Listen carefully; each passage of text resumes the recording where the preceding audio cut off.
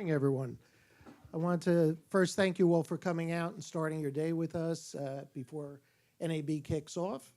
We've been able to assemble what I think you'll agree is a stellar panel this morning to talk about what are the realities of cross-platform selling in today's market and where are we heading.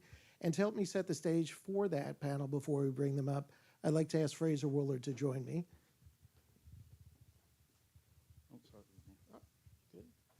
And Fraser, I think the thing that will become apparent is that you're the perfect person to help us set the stage based on the background you've gained over a few years in this space, from both the buy-side perspective, the seller side, the innovating providers in the space. And so I thought perhaps you could give us a little bit of a tour of your background as to why we thought you'd be able to help us better understand the perspective of each of the participants here. Well, thanks for inviting me along. It's great to see everybody this morning. I guess I've been around the block a few years. I started in '98 at Donovan in London. So I think some of you probably remember the old black and green screens if you worked at any of the agencies. I bet you still remember the old PF keys to jump between all the different screens. In 2002, I actually moved over to the US. And what I found very interesting then was in the UK, national TV and local TV were the same. There was no difference. It was just you either bought London or you bought the whole country.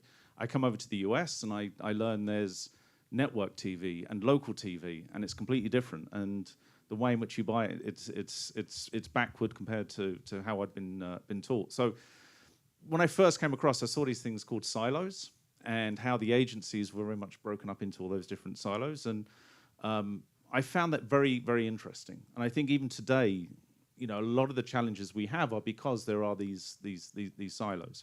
So I spent 25 years at Donovan and Media Ocean, half my career client service, looking after some of the big holdcos, the other half on business development. So that's where I got to meet a lot of the different ad tech players, be it data, platforms like DSPs, things like that. I then spent 18 months at Booster. So I dealt with a lot of the sales team, understanding, you know, how do you do cross-channel or omni-channel sales, which I didn't really seem to be, to be scaling in any great way. And then about 8 weeks ago, I actually joined a company called Mountain. So I've gone to the dark side, and I'm actually now working in the programmatic space, but specifically with this thing here, the TV screen. So I still feel I'm very much involved in the industry. It's just a different methodology to get our brands onto the TV screen. So I know when you and I first met back in the Donovan days, I was about 6'3" with a full head of hair. And, we had a few stations to worry about. And then all of a sudden, things like the internet came along, interactive video, all of that. And we're in a much different world today. So to help our panel properly set the stage here, I thought perhaps we could agree on a definition when we talk about cross-platform sales.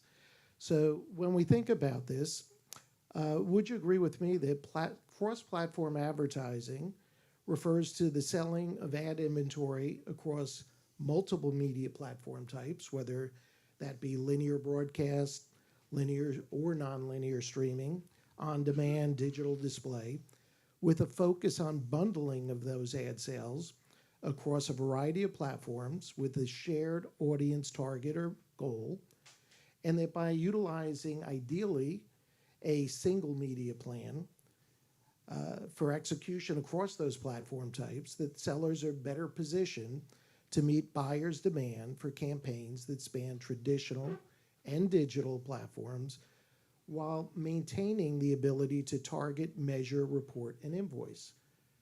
Seems to make sense?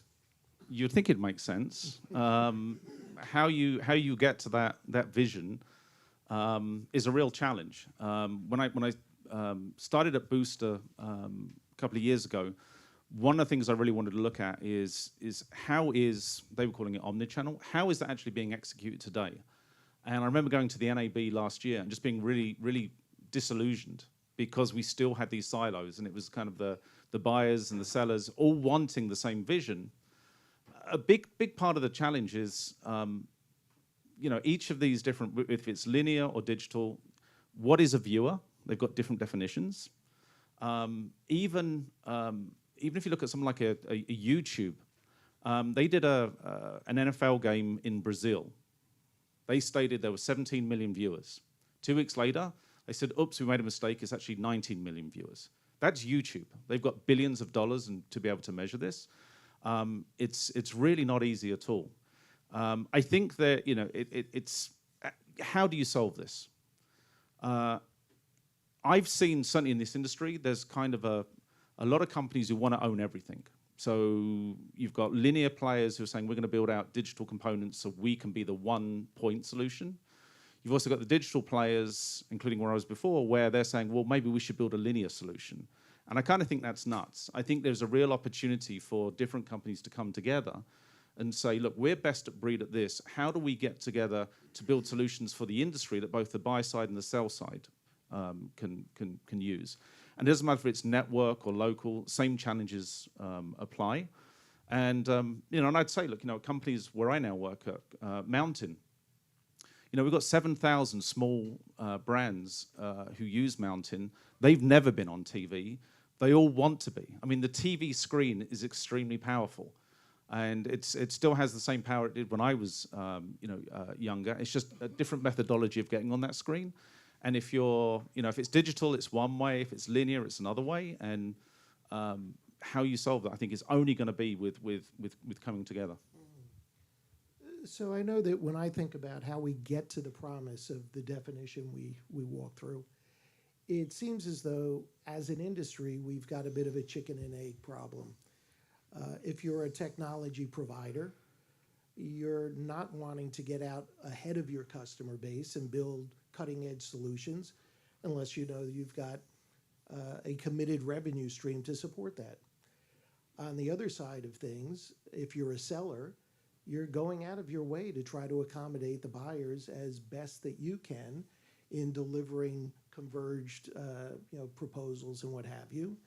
But your worry then becomes, has the buying community structured itself in a way to accept a converged order, to process that from the initial pitch all the way through to payment?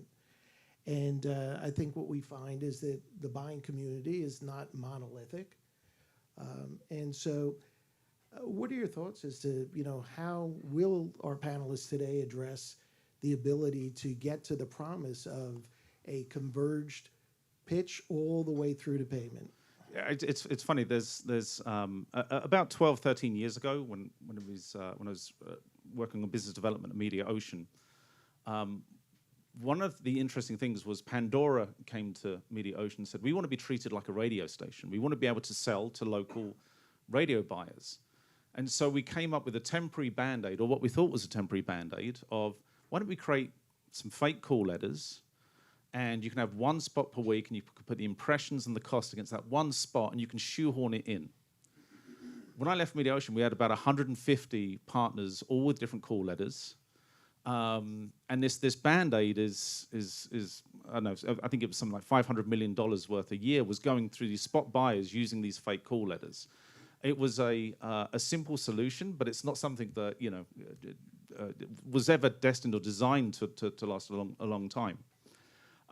You've always got I always found it. You've always got almost like the adversarial relationship between the buyer and seller, right? Because it's always, how many more impressions can I get for as low a price as possible?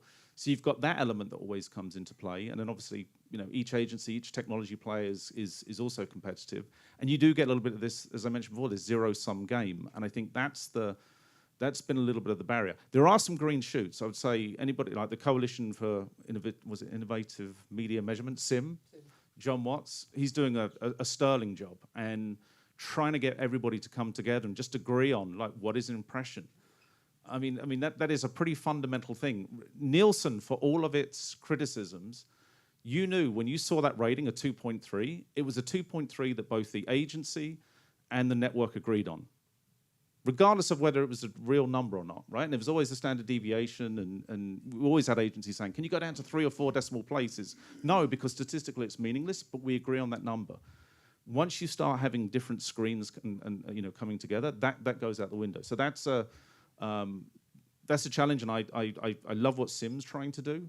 In the UK, companies like Sky have said, we will do that for the agencies. So the agencies said, this is what I want, and Sky will come back and say, this is the total impression count.